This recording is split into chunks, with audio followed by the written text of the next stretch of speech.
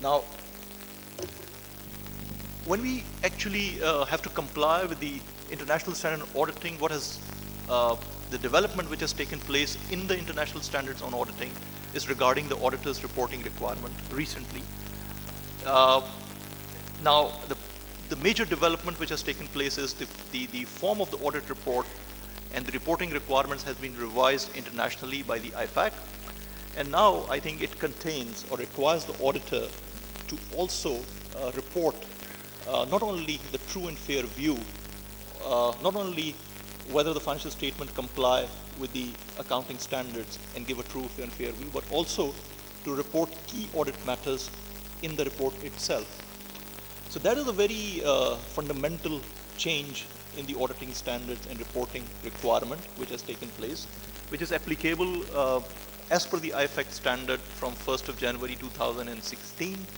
From 31st of December 2016. But in Pakistan, since the Companies Act actually is effective from May 2017, and also the forms of the audit report are yet to be revised through regulations. So because of that technical issue, I think the application of the new auditor's report and this requirement of making key audit matters in the auditor's report is not yet implemented.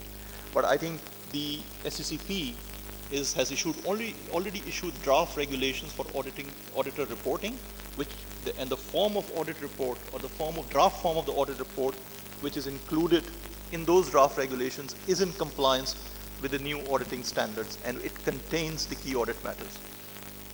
So hopefully those new regulations will be effective before the end of this year, and 31st of December 2017 year ends will be reported on the basis of the revised auditor's report. So the key changes which you will see in the auditor's report because of the adoption of the ISAs under the Companies Act will be A, the key audit matters will be included, and the key audit matters, as many of you may be aware, are those matters which in the auditor's judgment are most significant to the audit of financial statements. And very briefly, the way key audit matters are identified is based on the whether or not those represent significant risks to the entity, significant judgmental areas like estimates made by the management, and also any other significant events or transactions. So all these kinds of areas are covered through the key audit matters in the auditor's report. And the key audit matters are not qualifications or reservation on the financial statement. These are just matters which the auditor has considered important in the audit of the financial statements. And so it is actually those matters like estimates of provisioning for trade receivables, like impairment of your major assets, your provisions against litigations, your provisions for tax contingencies, etc., which are more critical judgmental areas considered by the auditor in the audit process. And many of those matters are already communicated to the board currently through through our communication to the board of directors as part of the closing process of the audit. So what will happen is that the new auditor's reporting format will become applicable. In addition to the key audit matter, that form will also include certain extensive statements about the auditor's responsibilities, such as for the other information included in the annual report, not only the financial statements, but director's analysis, management analysis, etc. So what is the auditor's responsibility towards that other information will have to be explained in the auditor's report. There will be a section which will describe the management responsibility and the auditor's responsibility in a more expanded way as compared to the current version of the audit report, which very briefly covers the auditor's responsibility section and the management responsibility section. There will be a separate section on the legal and reporting requirements. And the legal and reporting requirements, as I said in the previous slide, are those requirements which specifically are required under the Companies Act to be reported by the auditors, such as whether the company is maintaining proper books, whether they have actually disclosed all the information required in the Act, and whether they have deposited zakat, whether investments made, etc., are in line with the purpose of the business, etc., and etc. So that there will be a separate section in the audit report which will narrate all those specific reporting requirements. I can quickly give you a snapshot of the new auditor's report form. So it will start with the opinion section. It will start with the opinion section. In the first paragraph, the auditor would explain, like we do in the bottom of the audit report, that what we have audited, financial statements, and in our opinion, the financial statement gave a true and fair view or not. The second section will be the basis of opinion, which will explain briefly what we actually the audit process, and also it will explain that we are independent of the company. There will be an explicit statement in the report which will say that we are independent of the company and we're in compliance with the ethical responsibilities in accordance with the requirements like Code of Ethics. So that specific declaration will be made by the auditor in the report itself. Then there will be a section on the key audit matters, which will explain why those matters were considered as key audit matter, and also explain what the auditor, how the auditor has addressed those matters, what procedures have been formed by the auditor in relation to those matters will also be part of the report. So you will have key audit matter explaining why it is a key audit matter and what procedures have been applied in summary by the auditor in relation to those matters as part of the report. Then there will be a section on the management responsibility, and the management responsibility section has been extended to include the responsibilities regarding the going concern. So how the management has assessed the going concern status of the company will also be narrated actually as part of the management responsibility section. In the auditor responsibility section, it is also expanded to include statements like that our objective was to provide reasonable assurance. Then there is a summary of the audit process which starts from identification of the risks, performing procedures such as understanding of the internal controls, appropriateness of the management use of estimates, review of the financial statement. So the entire audit process actually is summarized in the auditor's responsibility section in a more clear manner as compared to the current version of the auditor's responsibility, which is just, I think, about 10 lines explaining the audit process, which has been expanded now in the auditor's report.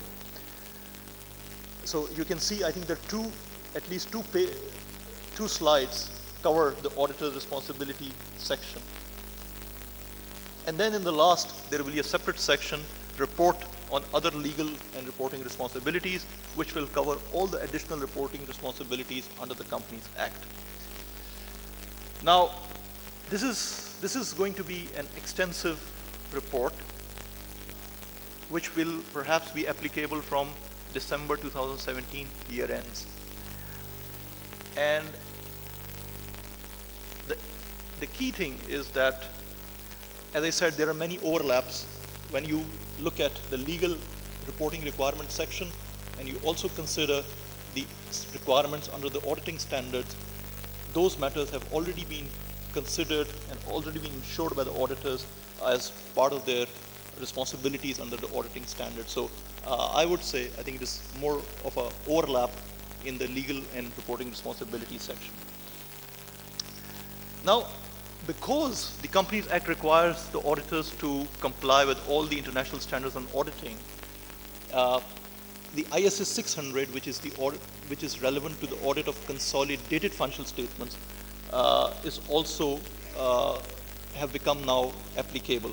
Because previously, our audit report on the consolidated financial statement stated that in terms of subsidiaries, the auditors had solely relied on the opinion expressed by the auditors of that subsidiary.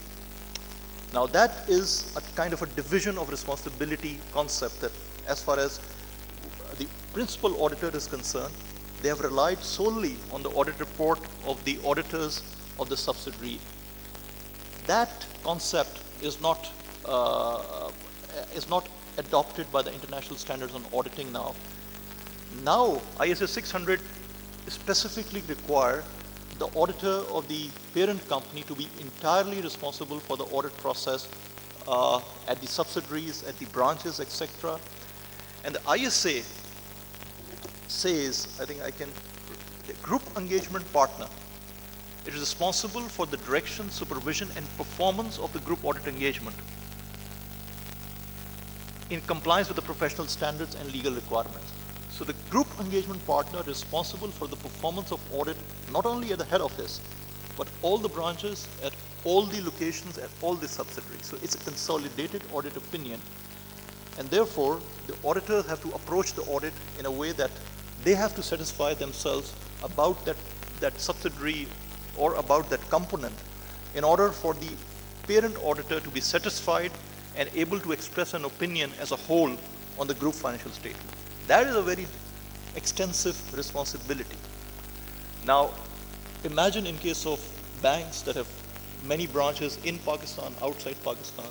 There are many companies who have got subsidiaries outside Pakistan. So the auditors have to consider how they are compliant with these requirements under the auditing standards in relation to the component audits, and what procedures the auditors are performing to make sure that they are satisfied with the audit work which is performed at the branches, which is performed at subsidiary level. So it may include sending of instructions to the auditors, having discussions with the subsidiary auditor, sometimes direct application of audit procedures to those components, and etc. It can depend on the situation and significance and risks. So this is a very important change which will be effective because of the Companies Act and because of the fact that the Companies Act is no more requiring for the auditors to work only on a division of responsibility concept, because there is no specific requirement in any audit report under the new Companies Act to follow the division of responsibility regime. So therefore, implicitly, the auditor's responsibilities in outside jurisdictions have increased. Now, I just want to link that up with my initial slides where I said the auditor's right to access information is somewhat limited, or at least seem to be limited under the provision of the Companies Act, where the auditor can only access the information which the head office is receiving from the branches, or where the auditor is only actually limited to access and not acquire that data, etc. and etc. So I think maybe a consistency was required with the auditing standard while drafting those the provisions relating to the right of information. And in the end, I think I just wanted to take you to the statement of compliance, which has been a new introduction in the auditor's reporting requirements. Now, as per the Act, the companies are required to make a statement, the directors of statement of compliance. And the statement of compliance is a statement that several provisions of the Companies Act specifically have been complied by the company. And that says, like, about the maintenance of proper books, physical verification of inventory, internal controls in place.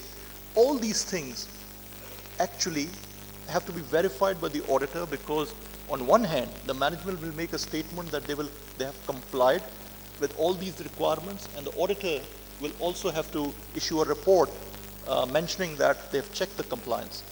Now again, I think if looking at that statement of compliance, you can see contents like maintaining proper books of account, already covered in the auditor's report. Physical verification of inventory, very fundamental audit procedures. So why to state again? Internal control in place. So you have director's report saying that adequate controls are in place. You have